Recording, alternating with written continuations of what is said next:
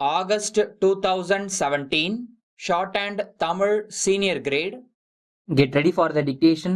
10 seconds. 5 seconds. Start.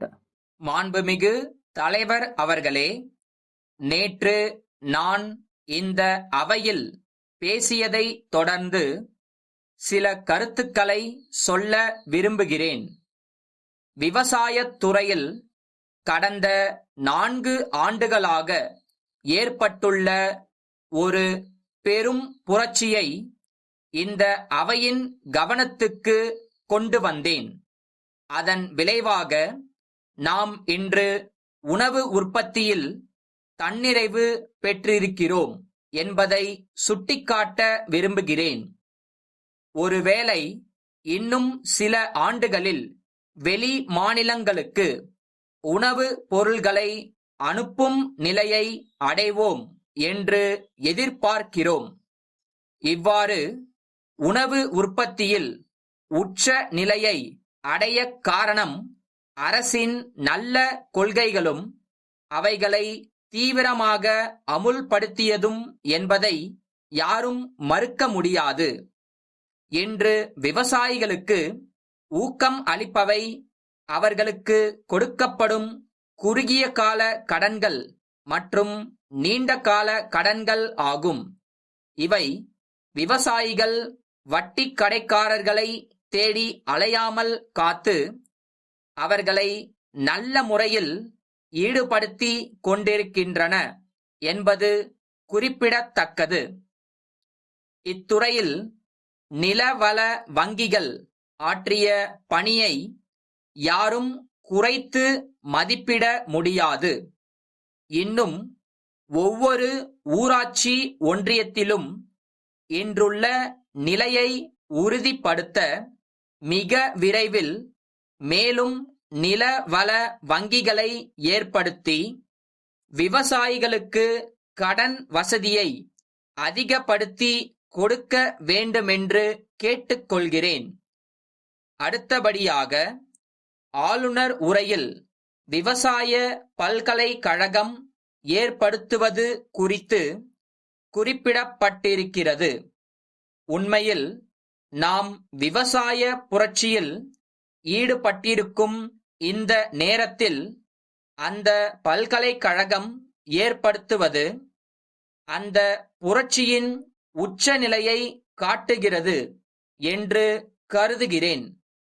மதுரையில் ஒரு விவசாய கல்லூரியும் கோவையில் உள்ள விவசாய கல்லூரியும் விஞ்ஞான முறையில் ஆராய்ச்சிகள் நடத்தி அதிக விளைச்சல் கொண்டு வரும் புதிய நெல் ரகங்களை கண்டுபிடித்து உணவில் தன்னிறைவு நிலையை அடைந்திருக்கிறோம் என்றால் அந்த பல்கலைக்கழகம் ஏற்பட்ட பிறகு விவசாயத் துறையில் இன்னும் பெரிய மாற்றத்தை எதிர்பார்க்க முடியும்.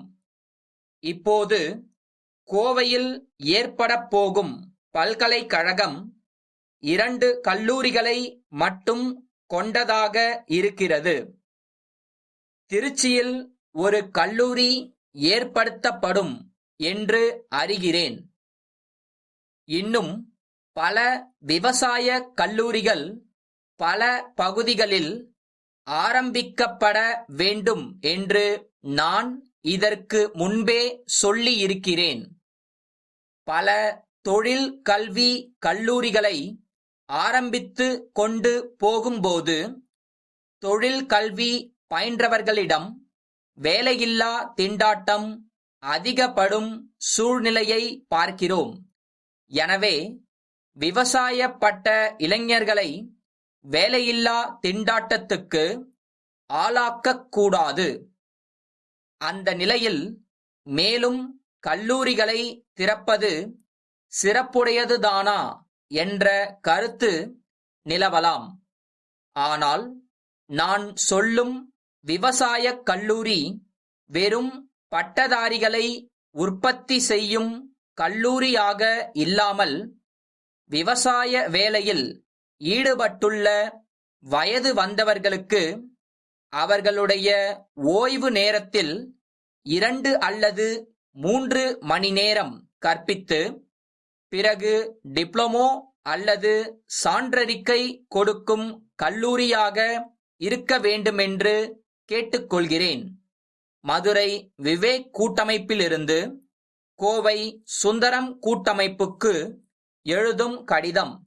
அன்புடையீர், எங்களுடைய புது இயந்திரத்தை அறிமுகப்படுத்தி நாங்கள் எழுதிய கடிதத்திற்கு தாங்கள் அனுப்பியுள்ள பதிலிலிருந்து அந்த இயந்திரத்தை சந்தையில் நிலைநாட்ட தாங்கள் முழு முயற்சி செய்ய விருப்பம் உள்ளவர்களாய் இருக்கிறீர்கள் என்பது தெரிகிறது.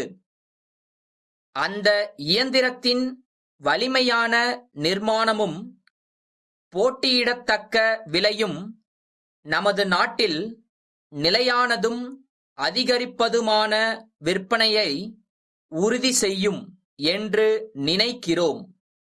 அதே நேரத்தில் ஏதேனும் ஒரு விவேகமான விளம்பரம் விற்பனை போக்கை விரைவுபடுத்தும் என்றும் அதற்கான செலவை முற்றிலும் நீங்களே ஏற்றுக்கொள்ள வேண்டும் என்று கேட்பது நியாயமல்ல என்றும் நாங்கள் நினைக்கிறோம். விலை மேன்மையான முறையில் கணக்கிடப்பட்டுள்ளது. ஆகையால் எங்களுடைய சரக்குகளின் மீதான தரகுத்தொகை கடினமாக இருக்கும். இருப்பினும் ஆரம்ப விளம்பர செலவுக்காக 1000 ரூபாய்க்கு கடன் வரவு வைக்க நாங்கள் தயாராய் உள்ளோம். இந்த கோரிக்கையை தாங்கள் ஏற்றுக்கொண்டால் இது குறித்து தாங்கள் மேற்கொண்டு என்ன நடவடிக்கை எடுக்கப் போகிறீர்கள் என்பதை உடனே தெரிவிக்குமாறு கேட்டுக்கொள்கிறேன். தங்கள் நம்பிக்கையுள்ள